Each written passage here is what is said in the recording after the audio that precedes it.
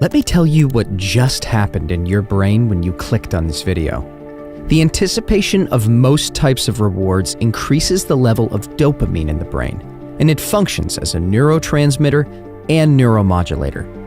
Dopamine is produced by neurons located in the midbrain. The activation of dopamine generates electrical signals that travel along the axons, cause a dopamine release that is broadcast. I know, things get complicated fast. In April of 2015, Reddit launched a joke game called The Button, which counted down from 60 seconds until it reached 0. However, anytime any user pressed the button, it reset to 60 seconds. The button reached 0 after a couple months, but it had become quite clear that instant gratification and curiosity play huge roles in our day-to-day lives.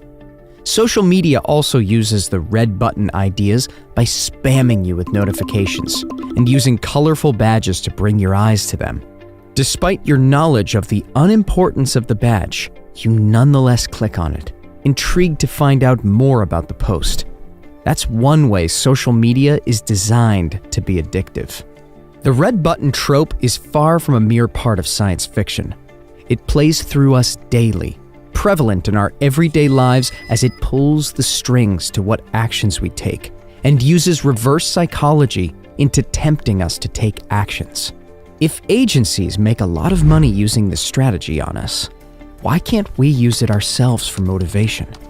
If they can motivate ourselves to do something, we can absolutely do the same thing. For any of us, success in any endeavor is very closely related to how much focus we can bring to that endeavor. And the reward system, you start to realize, is entirely internal. No one's coming along and cramming dopamine in your ear or dripping it in your brain. It's all internal. If you can reward the effort process, you really start to feel joy and low levels of excitement in the effort process. That's that buffering of adrenaline. That's that feeling like, yes, I've got a lot of adrenaline in my system, but I'm on the right path. It feels good to walk up this hill, so to speak. And when you start to bring those neural circuits together, you really start to create a whole set of circuits that are designed to be exported to any behavior you want. To trace the source of motivation, let's begin in the brain, where neurotransmitters spark chemical messages to keep us alert and on task. Neurotransmitters carry chemical messages that play out in your brain and affect the rest of your body. One neurotransmitter that plays a role in the science of motivation is dopamine.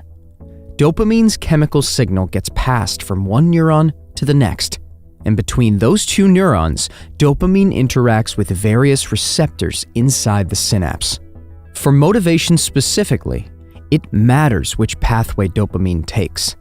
The mesolimbic pathway, which comes from the middle of the brain and branches to various places like the cerebral cortex, is the most important reward pathway in the brain.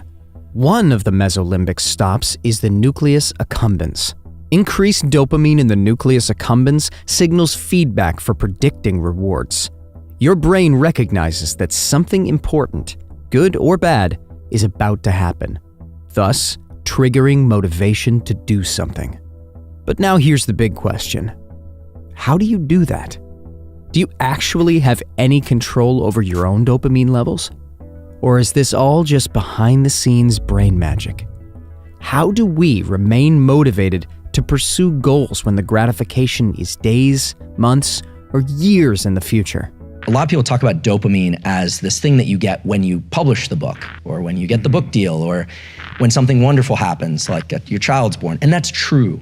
But dopamine's main role is to be released anytime you achieve a milestone or you think you're on the right path. The dopamine system takes the norepinephrine, which is normally rate limiting. Dopamine can push that adrenaline back down, and give you more room, more space to do duration, path, and outcome work, highly focused work.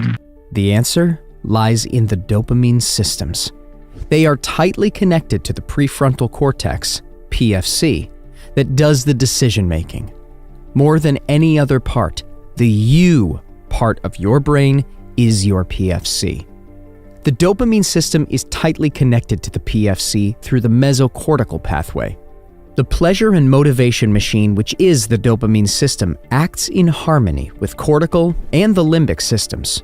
Within the PFC, the ventromedial PFC, the emotional, and the dorsolateral PFC, the logical, act as two sides of a coin. If the PFC is the engine, dopamine is like the fuel that generates the combustion. If you can manage your dopamine system, you can manage your motivation. So when we are on the right path and we hit a milestone, dopamine is released and it tends to tighten our focus more for that activity. The dopamine system is tethered to those states of focus. And it's what Mother Nature designed so that the neuroplasticity would occur and you would want to continue those behaviors again in the future. The best part of a weekend holiday is the planning and building up to it. Yeah, sure, you had a great time. But in terms of the dopamine released, the peak was the buildup, not the actual holiday. If you remember that dopamine's main job is to motivate, this makes a lot of sense. Why would you go through all the hassle and bother of planning the trip, making reservations, packing the bag, coordinating chores, and the rest, if you weren't motivated and pushed to take action? That push comes from the dopamine for the purpose of reaching the imagined reward.